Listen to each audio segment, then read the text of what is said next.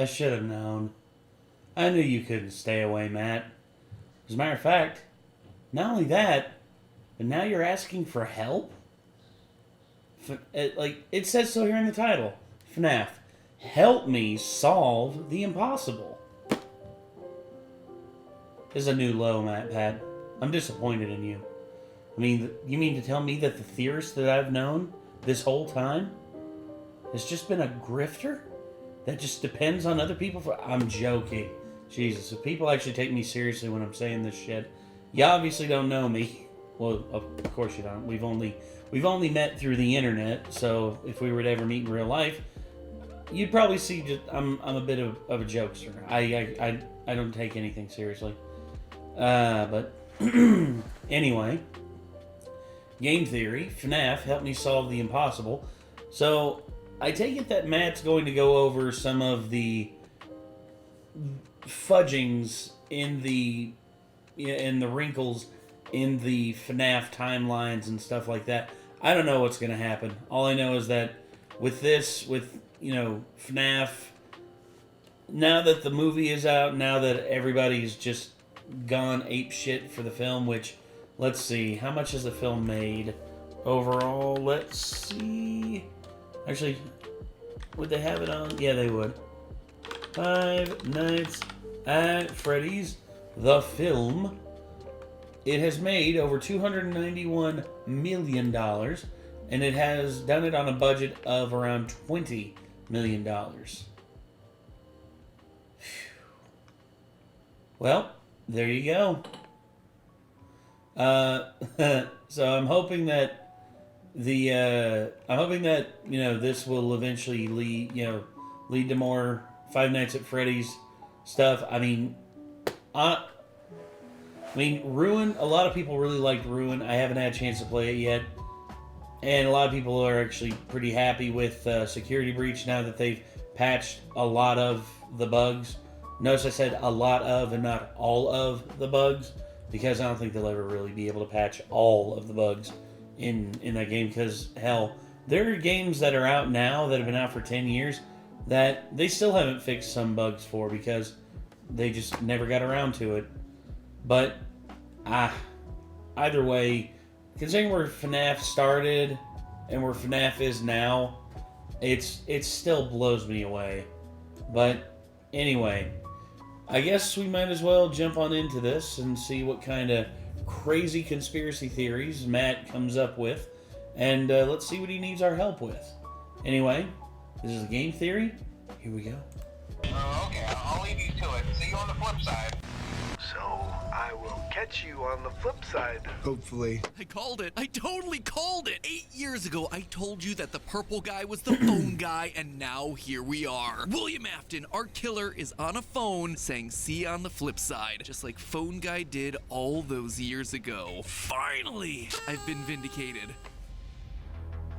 Feels good, don't it? Internet. Welcome to Game Theory, the show where every victory is bittersweet. You see, well, I should be super happy that I just had one of my oldest FNAF theories confirmed. Instead, I'm feeling haunted by the unsolved mysteries of the past. Let me explain. At this point in the series, I feel like we have a really solid understanding of the story. We know the broad strokes, we know the general timeline, and the few big lingering questions that we've struggled with are starting to focus. Where's the placement of Sister location? Well, the most recent games and books have hinted at its connection to the Fredbear era. What's the origins of Fazbear? Well, the books seem to be giving us more and more hints pointing at the early days of William and Henry's working relationship. What was the deal with FNAF 4? Literally, the final tale of the Pizzaplex all but spells it out for us. All of those are probably theories best saved for a later date, but today, I wanted to focus on something else. The clues that we've all completely missed. The times when this franchise has explicitly tried to tell us something, and we've utterly failed to pick up on what it's been laying down. And let me be clear, I'm not talking about me overanalyzing some minor detail of the game world. I'm talking about very clear puzzles that were very obviously set up by the game makers for us to solve that we've been unable to do anything with. And the reason I'm calling it out now is because they're starting to add up. In my estimation, there have been no less than 4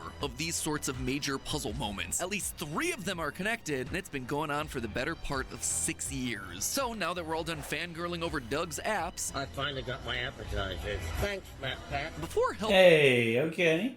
Nice. Wanted 2 drops and adds a whole new layer of mysteries to solve. Aye. I wanted to take a minute to stop and see if now, finally, we were able to solve these mysteries once and for all. The pieces are in place for us. The question is, are we able to put them together? The first one of these is also the most recent, so it should come as no surprise to see me bringing it up here. The tally marks codes that we found hidden throughout FNAF Ruin. For those of you who have no idea what I'm talking about, in the newest game, right before you reach Bonnie Bowl, there's a corridor with a number of real doors, as well as several blocked off AR doors. If you walk through one of the real-life doors, you'll find a room full of baby plushies. This is already a bit weird because the game makes it a point to call out the fact that baby should not be here, specifically with the AR plush baby toy where the description reads, quote, "What's she doing here?" The answer, we suspect, is that the Pizzaplex, sister location, the FNAF 6 location, and the FNAF 4 house are all practically built on top of each other, or at the very least exist as one connected series of buildings. We go into the basement of the Pizzaplex only to find the FNAF 6 location. In a secret ending of Ruin, we see a version of sister location Scooper deactivating the Mimic. And in one of the final Tales of the Pizzaplex stories, we read about how the FNAF 4 house is connected to Circus Baby's Entertainment and Rentals. So really, to answer Cassie's question, the baby plushies are here because they all share a connected history. A history that is gradually being excavated layer by layer underneath the Pizzaplex. Still blown away that, you know, the scooper happened in Ruin. Like I said, I haven't played Ruin, but I have watched Mark play through Ruin because y'all requested it, and I watched it, and it was good, but I'd still like to play through it myself. Anyway, in this room, the dolls laugh at you, and then, when you turn around, they disappear. Nothing all that surprising. But what is surprising is what remains in the left-hand corner, right where the plushies sat. You'll find a chair turned to face the corner, and a sequence of tally marks carved into the wall. And these aren't just random markings either. They're specifically in groups of 2s, 4s, and 5s. And they're grouped in such a way to suggest words, or at the very least, separate letters. Now, that alone would be weird, but an even bigger, clearer display of tally marks appears again about an hour later into the game. After completing Bonnie Bowl, you enter Bonnie's green room behind the bowling alley. Not only does this area show us the special relationship that existed between Freddy and Bonnie, if you put on the Vanny mask, on the wall over top of the pin-loading staff bot is another code, much larger and much more organized than the one that we just saw before. And once again, all the tally marks here are specifically grouped into 2s, 4s, and 5s. No 1s or 3s in sight. They are obviously meant to be connected. They're obviously trying to tell us something, but we are obviously not getting the message. So what can we do? Well, the first answer is to try a substitution cipher. Tally up the numbers and swap in the appropriate letters. Notice though that the tally marks are weirdly spaced out, which led a bunch of us to believe that we're supposed to be using those spaces to define each letter, adding up the numbers that aren't separated by the space. So the top line there is going to be 4, then a space, then 544, which would add up to 13. It's a pretty darn self-explanatory system here. Doing that for the whole thing gives us a code of 4, 13, 6, 19, 4, 17, 7, 4, 16, 10, 8, 7, 27, 19, which, if you do a standard number to letter conversion, gives you this. DM, FS, D, Q, G, yeah. You know what, I'm just gonna leave it there. Clearly, this isn't working. No. It's just a bunch of random letters. You'll also notice that there's a 27 in that That's impossible because there's only 26 letters. number mix, which should have been our first red flag, considering that, you know, there's only 26 letters in the English alphabet. But Reddit user T-Girl Lunara wasn't deterred. Because the alphabet doesn't have 27 letters, they instead took it a step further and tried the whole thing as a shift cipher. A shift cipher is similar to a Caesar cipher, but instead of the numbers converting into standard letters like A1, B2, C3, etc., you instead mix up or shift the order in some way. So now, for instance, A is 7, B is 8, C is 9, and so on. Normally in a Caesar cipher, the alphabet then loops back around, so if A was 7, Z would then equal 6, but in a shift cipher, that doesn't happen. The numbers just carry on as is. So in this case, if A equals 7, then Z would equal 32. For this particular instance, T-Girl Lunara put A equaling 4, which meant that 27 was now X, and gave us the entire code of Ajka Pan Damaged XP. Not a lot of lore significance with that one. AJC Pan Damaged. AJC Pan Damaged XP. I did want to continue down that path, so we tried hundreds of different shift and Caesar ciphers. They all came out as absolute gibberish. We also tried just unscrambling the words. Maybe there was another arrangement in there that would give us a more cohesive answer, but yet again, more gibberish. Another solution was presented by user Smartfella Fartsmella. name there, who also tried adding up the numbers, but this time they didn't do it by adding up the numbers in each group, but instead the numbers in each column. Again, notice the odd spacing of all these tally marks. It can't be a coincidence, right? The first column contains a 4 and a 5, so that would be 9. The second is just the 2, next up is 5, so on and so forth down the line. Ending up with this code, 9259 13 7 10 8 21 16 20 14 17 8 2 5 4 4. This felt promising to me, because unlike last time, we only had numbers that fell within the alphabet. So converting all of these numbers into letters, we got ourselves the following. bed. We once again went through with all the classic Caesar ciphers and word unscramblers and all that stuff, but once again wound up with nothing. Back to the drawing board for the third time. An anonymous poster uploaded this onto Imager, and the same point was later brought to my attention by Reddit user NoRate. Basically, what they pointed out was that the tally marks in the corner of Baby's room make a 5x5 grid. A grid that, when rotated or flipped, can map perfectly onto the tally code that we see on the wall of Bonnie Bowl. NoRate actually took this information and pointed out the fact that the main grid arrangement seems to line up with something known as a Polybius cipher, which uses a 5x5 grid of letters Polybius, damn.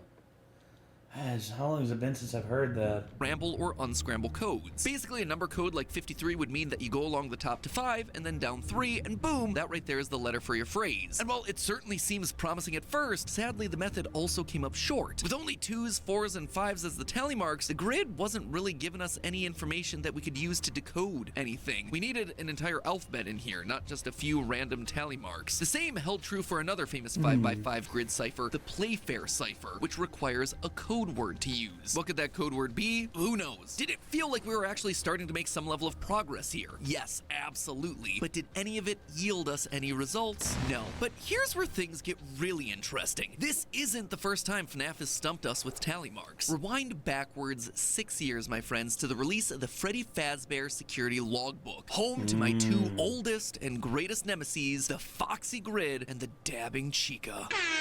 Dang it. For those of you who haven't been a part of the community for that long, let me quickly tell you that this seemingly innocent children's workbook was pivotal for decoding FNAF 4, for giving us the name of Cassidy, for frustrating us to no end with seemingly unsolvable number puzzles. The most notorious of them all was the Foxy Grid, a numeric grid with a hidden alphabet written into its squares, a grid that we still haven't figured out the use of to this very day. You ever read Moby Dick? At least are you familiar with the story about how Captain Ahab's obsessed with killing this giant white whale? Call me Ishmael. This right here, this Foxy Grid, that is my white whale. This thing haunts my nightmares. This grid keeps me up at night, which honestly are two very contradictory effects of this one grid on my sleep habits, but that is how infuriating this thing is. I am convinced that this grid will eventually give us the name of the crying child. I just don't know how yet. Anyway, one of the other clues that never really got a proper use out of this thing were a series of tally marks that were found throughout the book. The fact that they're in red pen tells us that they were written by Mike. Other than that, we don't really know anything about what they were trying to say to us, and so they've lingered on in the back of my brain for over half a decade. Why am I bringing them up now? Well, I wondered if there was a possible connection between 2, 4, and 5. these two sets of tally marks. 2, 4, 5. You know, besides them just being tally marks. Guess what I found? Groups of 4s and 5s only. Yet again, we find ourselves with a collection of tally marks carrying over the same specific sets of numbers. Are they connected, or is this just a random coincidence? Not really sure, but the fact that tally marks keep getting brought up and also keep stumping us, that's just a wee bit infuriating. And yet the games still aren't done with this puzzle. You see, the tally marks are connected to yet another part of the franchise, Security Breach. Back during my playthrough of the original Security Breach, this room in the daycare section really caught my attention. I'm noticing that 2, 4, and 5 are different, which is weird. As someone who has dealt with a lot of codes and ARGs and things, that feels suspicious. I agree. 2, 4, and 5. 2 years before Ruin, some element, some essence of this tally code was still kicking around. But now the numbers were being matched with colors. And so Reddit user Comfortable Map 7594 took those tally marks and used these colors to create a sort of paint by numbers graphic, which I absolutely adore as a possible solution, though I absolutely hate the fact that it didn't seem to produce anything. Let me know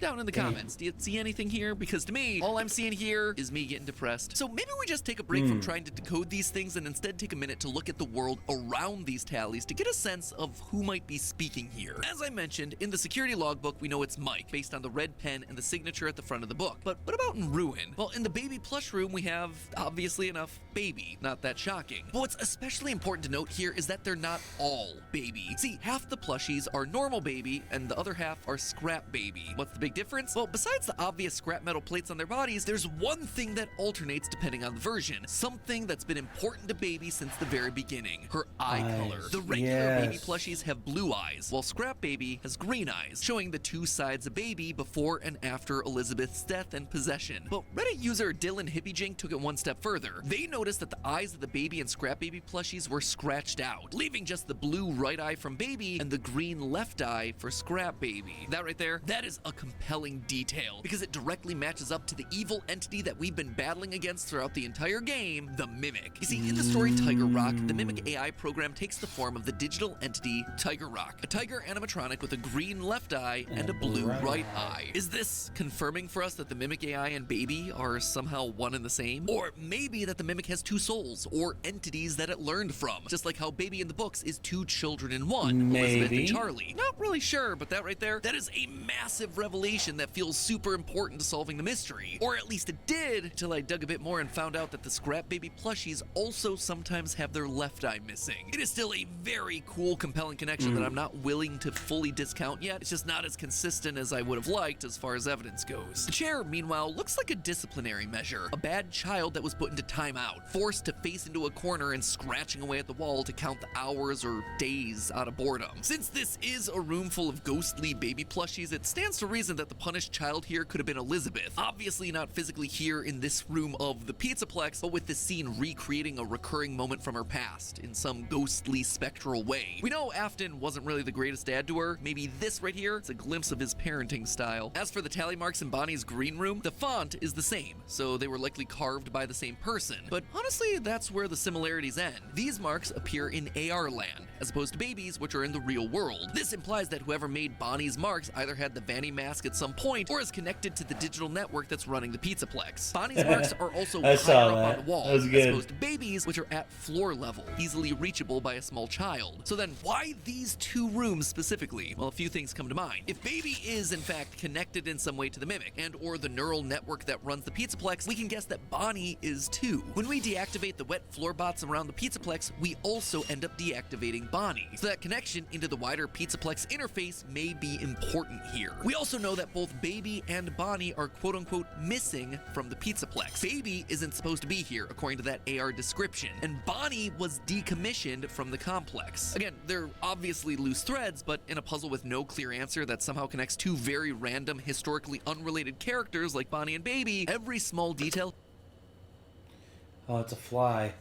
There's a fly up there on that light. That's weird. Here is absolutely worth considering. But that's more than enough talk about tally marks. Let me remind you of yet another numerical code that was just blatantly given to us by the devs that us as a community have been largely unable to solve. Remember those Mylar balloons that I was just freaking out about in Superstar Daycare? Well, they have themselves yet another appearance right here, on the 8th hole of Security Breach's Monty Gator Golf arcade cabinet. On this Balloon Boy themed hole, we get this. 3192. That's suspicious. A handful of numbered balloons. In reality, the number sequence is actually a lot longer. 6369553192. The fact that these are in Monty Gator Golf immediately made me wonder whether this code was the score they had to get in the game, except there are 10 numbers and only 9 holes. But when has simple math ever stopped the internet? User 00core00 tried a number of different combinations to see whether they could activate anything. Sadly, nothing. Then Ruin released with a new Monty Gator Golf arcade cabinet, and so people like Yusuf0808 tried again using this exact same code and still wound up with nothing. Here's the thing though, both of these games have been data mined to heck and back. If this code was meant to unlock something inside of Monty Gator Golf, we'd have heard about it already, which leads me to believe that it's something actually outside of the game. Much like I suspected with the tally marks, it's not about activating some hidden ending, it's about giving us a code, a cipher, a phrase that'll tell us something about the wider world. We just haven't figured out how to use it yet. I've tried converting the letters, ciphers, you name it, I just keep coming up empty-handed. One of our writers even suggested trying hex code codes to see if there might be something there. At first it looked positive. The last 6 numbers actually produce a purple that matches the Aftons that we know and love so much, but it's not an exact match, nor does the first half of the numbers amount to anything meaningful. Maybe the fact that these are Mylar balloons connected to the multicolored Mylar balloons in the daycare, which then also connects them back to the tally mark puzzle, or maybe I'm just desperately looking for answers where there are no answers to be had. Now, for all of these lingering puzzles, I was able to find at least a couple of people discussing them online, in Discords, forums, Reddit posts, what have you. But for this last one, nothing. Or at least practically nothing. I could find only 2 posts total, which is exactly why I wanted to raise some awareness about it here, because to me, this seems like a massive clue that largely got overlooked during the wave of reveals that happened throughout Ruin. Early on in the game, we have a chance to revisit the daycare attendant's room. This room is nothing new to a FNAF theorist. It was the one that we were able to unlock in Security Breach by photographing random characters throughout the game world. Inside of it, we were able to find the glitchy Balloon World arcade cabinet, a lost relic to a seemingly incomplete path inside the game. So when the room showed up again in Ruin, I wanted to pay extra attention. On the surface, the room seems largely the same, just a bit messier than before. Boxes of stuff, clothing hanging from the wall, some post-it notes scattered around, but then by putting on the Vanny mask, everything resets to normal. The room basically goes back to the way that it was. Cleaner, more organized, nothing all that noteworthy, until of course you start talking about the notes. Those are worthy. All of a sudden on a blank wall, we get ourselves a 3x3 grid of post-it notes. What is it with Steel Wool games and post-it note lore? I mean, if I had a nickel for every time Steel Wool used post-it notes to hint at lore, I'd have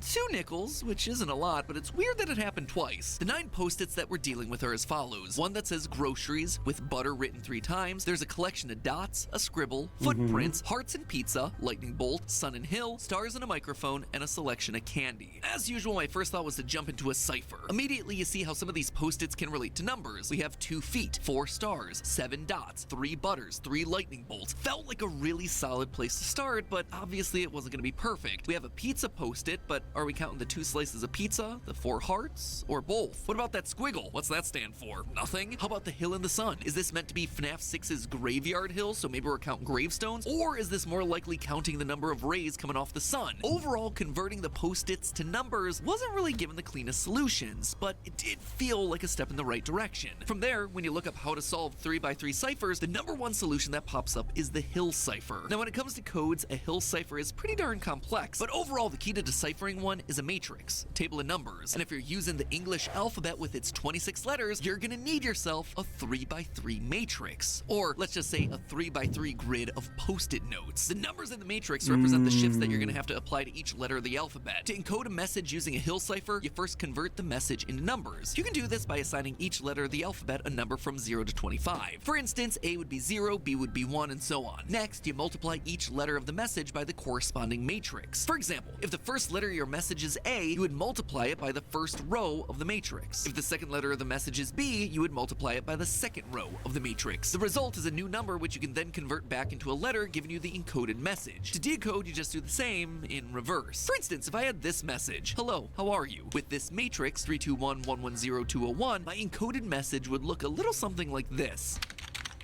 Not even gonna try. Like I said, it's a pretty complex way of encoding something, but let's be honest with ourselves, when has FNAF ever not been complex? And after the wall code from Security Breach got broken in a day, Steel Wool was probably looking for something that's a bit harder, some with a bit more lasting power. So really a hill cipher seems to fit this new wall code. Or they're basically giving you this to throw you off completely, and there's no real answer.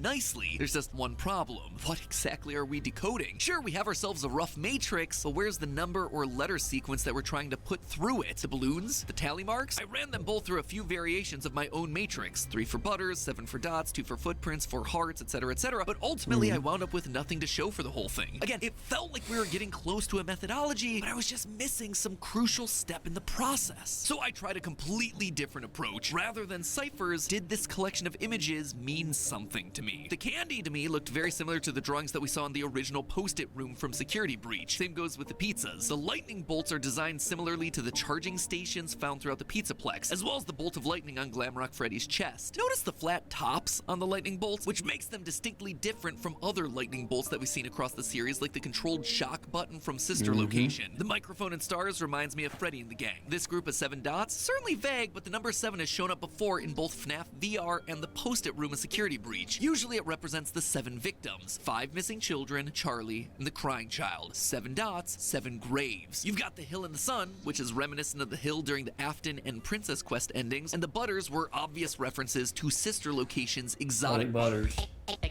Exotic butters. Overall, all the post-its seem to relate in at least a small tangential way to Michael Afton. Man, he really is becoming like his dad, always coming back to our theories. Reddit user Pikmin King X posted about these 9 drawings and drew all of them back to 2 very important games, Sister Location and Pizzeria Simulator. 2 games where we for sure play as Michael Afton. First, you got the candy that we spoke about. Well, in Pizzeria Simulator, candy's all over the place. In advertisements from Lally's Lollies, gumball machines we can buy for the franchise, but the most important one of all, of course, is Candy Cadet, who actually winds up back in ruin. The lightning bolts also relate back to FNAF 6 as they're identical to the power-up that you collect in the Fruity Maze minigame. Or, like I said, they can relate to the lightning bolt on Glamrock Freddy's chest, an animatronic who many have theorized, myself included, has the soul of Michael Afton inside it. The stars and microphone call back to the 4 main Rockstar animatronics. Freddy, who holds the microphone, along with Bonnie, Chica, and Foxy. The Sunny Hill, well, that's the iconic FNAF 6 gravestone ending, with all 5 of the missing children plus Charlie put to rest on the hill. Along with that, he'd be familiar with the 7th victim, his younger brother, the crying child, so if that's what these 7 dots represent, he'd understand that symbolism. Mike also has a strong love of pizza, as in the security logbook, he literally says it's the only reason to apply for the job, with hearts on the other pages that look similar to the ones that are on the post-its over here. Then there's the footprints. In true classic FNAF theory fashion, Pikmin King X points out that these are 3-toed footprints, and they're almost identical to the ones that we see in the other FNAF 6 minigame, Midnight Motorist, where there are 2 3-toed footprints outside of a broken window, where Michael's either the escapee who broke out of that window or the one sitting on the couch watching TV. The only thing unaccounted for here are the squiggly lines, but to me, that could just represent Ennard, or the Tangle, or whatever robot spaghetti this franchise wants to throw at the wall at this point. Could this mean that Michael might in fact be alive, that he's living inside the Pizzaplex trying to finish the job that he started? Maybe that's the entire reason the Sister Location room exists in the Pizzaplex in the first place. Maybe it's him talking to the recreation of his younger brother. Maybe he learned the language of the mimic that his father used to communicate with the monster that killed his sister, like we predicted in a previous theory. All signs here point to Michael, or not. Let me be perfectly clear. This is broad speculation based on a piece of evidence that has clearly not been solved yet. And honestly, that's why I need your help. You've seen all the theory threads that I've been pulling, all the ciphers and interpretations that I've tried here, and we're still none the wiser. There are solutions out there for all of these puzzles. I am almost sure of that. But I need the collective hive mind of the FNAF community behind me to pitch out some solutions. The theorists of Reddit I called out today have done an amazing job getting the ball rolling, and I do truly believe that with a bit more time and a bit more focus, together we can solve these mysteries. Last time I did a theory like this, it was 5 years ago. But 48 hours later, you all had collectively discovered the name Cassidy hidden inside the security logbook. And now it is one of the most solid, concrete, important pieces of information that we've ever had for the lore of this franchise. Let's try to do that again here. One or all of these puzzles are going to lead to some sort of massive revelation. So I'm leaving a link down below to the Game Theorist subreddit where I'd encourage you to write up your theories. I'm also dropping in some links to decoding websites that'll help make the grind a bit easier, especially for all those grid-based puzzles. I'm going to be keeping a close eye on all of this for the next couple of weeks. It'd be cool if we could manage to solve one of these things before the year's end. Who knows? Maybe Help Wanted 2 will drop and solve everything for us, leaving the lore crystal clear with no further questions and no ciphers required.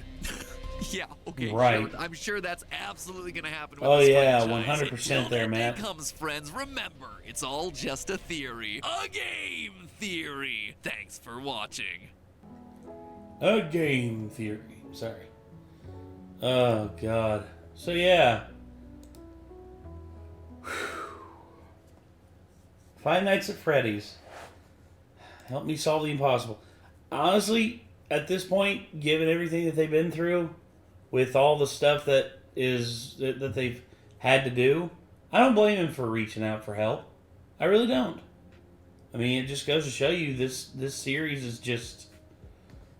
series just has a good... Well, okay, I'm not going to say good, but it definitely has a lore that people can get into. Definitely has a lore that a lot more people have, a lot more people don't give enough credit. Man. Honestly, I would love to know. I know that he just posted this. yesterday. So I guess we'll just have to see what kind of theories everyone comes up with, and maybe he'll make another video about it, or maybe he'll do a game theory live about it where he'll show the discoveries and all that. But I don't know. Anywho, I don't have anything else to add to this. All I'm gonna say is game theory just proving itself to be more than valuable to the addition and expansion of ideas for everything when it comes to FNAF. So I guess that's gonna do it, everybody. So until next time, I'm Nate. I will see you later, everybody. Peace.